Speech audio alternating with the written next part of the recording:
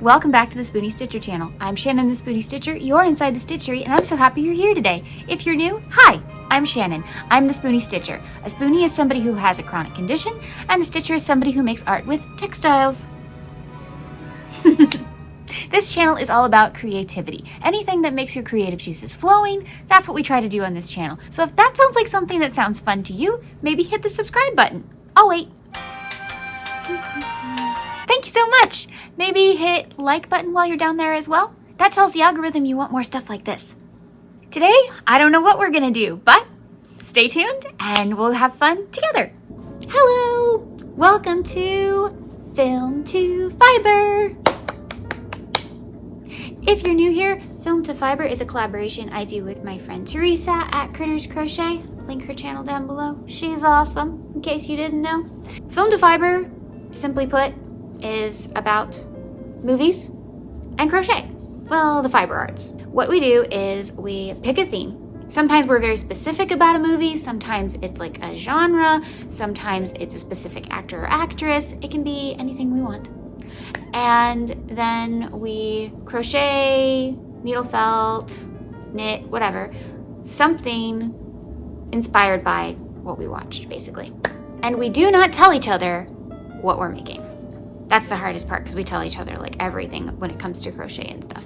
But we don't tell each other what we're making at all. No hints, no nothing. And then on the last Friday of the month, usually this time it's changed because of the holidays, but normally it's the last Friday of the month, we have a reveal live for all of you. You get to see our live reactions. You get to see what we made. We get to see what we made.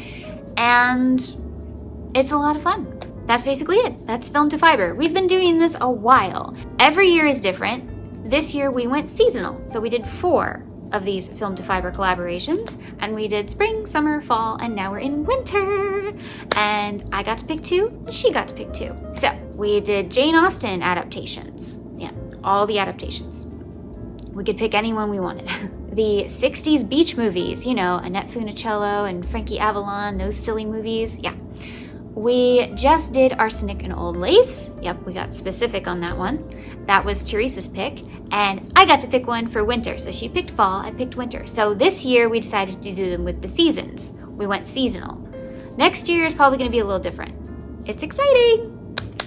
This is my pick. This is winter, and I picked a classic, which you already know because you saw the thumbnail, but I picked a classic Christmas movie. If you've never seen this Christmas movie, I would be shocked, but I highly, highly recommend watching it, and that is White Christmas. Yes, White Christmas. Bing Crosby, Kaye, Vera Ellen, and Rosemary Clooney. Oh yeah, and Mary Wicks. 1954, White Christmas. This movie is quintessential Christmas. It just is. It just feels like Christmas when you watch this movie. Even if you don't even watch it near Christmas, it feels like Christmas. So, this is what we picked. We are doing projects based on White Christmas. What will we make? Who knows? Will we make more than one thing? Who knows? But you'll have to come to the live reveal on December 12th. Yes, I am announcing this in November, and it should be at the end of November. But Thanksgiving is late again, and so it's harder to do things in November when it's near Thanksgiving, so we had to move it to December 12th at 8 p.m. Central, 9 p.m. Eastern, and it'll be a lot of fun, and you can see what we made, and you can see if you got it right. Because we really, really want you to guess in the comments down below, what do you think we're gonna make? If you're watching my video, what do you think I'm gonna make based on White Christmas? One of my favorite Christmas movies ever. What am I making? Think. And then if you're watching Teresa's video, yes, she made a video today too. Go check it out. I will link it down below if I can. If not, I'll link her channel and it'll be there. Make sure you guess what she's making. I too am gonna go over there in the comments and take a wild guess what she might make, because I don't know. I don't have a clue. So a little bit of history and a little bit of fun facts, because y'all seem to like when I do that. So let's dive in to White Christmas. White Christmas is actually based on a screenplay by, I'm gonna get these names wrong, Krasna, Panama, and Frank, I believe. With, of course, music and lyrics by the one and only Irving Berlin. Now, White Christmas, where did that come from? Well, White Christmas was a song written in 1940 by Irving Berlin and then recorded in 1942 by Bing Crosby. Yes, the same Bing Crosby in the movie.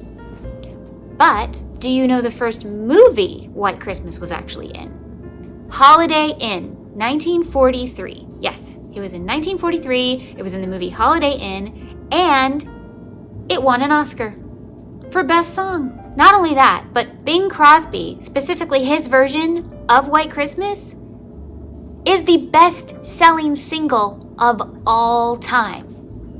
It has sold over 50 million copies worldwide. Now, this song actually influenced the movie. The song came first, then the screenplay, then the movie. But who would play who? Well, they love the idea of Bing Crosby. Obviously, if you're gonna have White Christmas in the movie and call it White Christmas, you need Bing Crosby, clearly.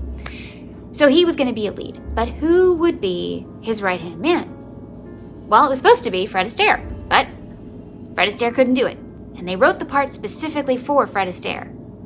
That's always risky when you do that, when you have one person in mind and then they can't do it. So their next option was Donald O'Connor. He was in movies like Singing in the Rain and I Love Melvin and Call Me Madam. That name's gonna come up again. He really wanted to do it, and then he got sick. And I feel bad, because I think Donald O'Connor would have done a great job. But I think we can all admit, Danny Kaye was perfect. He was perfect for this.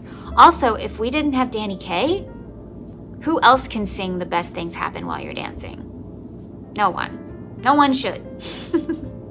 But Danny Kaye was perfect. Not only that, but he is a great improviser. So he and Bing Crosby could just work so well together, because Bing would improvise stuff. According to Rosemary Clooney, he improvised the entire scene where they're having sandwiches together. And one of my favorite scenes in the movie and of any comedy ever is the dressing room scene. That is just so good. The banter is so quick. You could tell some stuff was improvised, but you could tell some stuff was rehearsed. Obviously, the tossing the clothes back and forth was rehearsed. So good. So they got Danny Kaye. Okay, now the ladies. We have Rosemary Clooney, who really wanted to do this film because she's always wanted to work with Bing Crosby. She said she was in awe of his talent. That's a pretty big praise. So Rosemary Clooney would play Betty, the older sister, who in real life was actually 7 years younger than Vera Ellen. But nobody could tell. She looked like the older sister to me.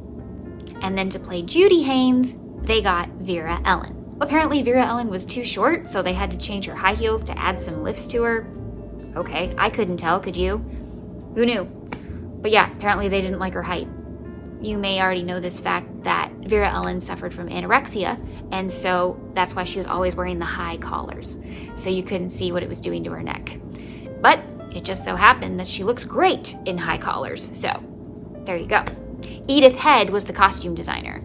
Of course she was, because she is the queen of the screen. All of her costumes are just stunning. Rosemary could sing her little heart out, but she could not dance. There are dancing numbers. And Vera could dance around anyone, but she could not sing. Now what? Okay, so Vera can't sing. What are they gonna do? Clearly she sings. Rosemary Clooney had a best friend named Trudy Stevens, and Trudy matched Rosemary's voice close enough. So sometimes it sounds like Rosemary is singing both parts, which there actually is a rumor that that's what happened, but you can tell it's a different person. If you listen close enough, it's not the same person. So Trudy Stevens was the dubbing voice for Vera Ellen. And can we please bring back dubbing? Seriously? There is one time in this movie where Vera Ellen sings. Do you know when that is? It's her true singing voice. It's one word, and it's not during a song. When they're about to depart off the train, they do the little snow, snow, snow, snow, snow all over again. That is Vera Ellen. Just going, snow. That's Vera Ellen. She could sing that much. And actually, there is a variety show that showcased her dancing with Ray Bolger. Yes, the Scarecrow from Wizard of Oz. And you get to hear her actually sing. She's not half bad, but I can see why they needed to replace her as well.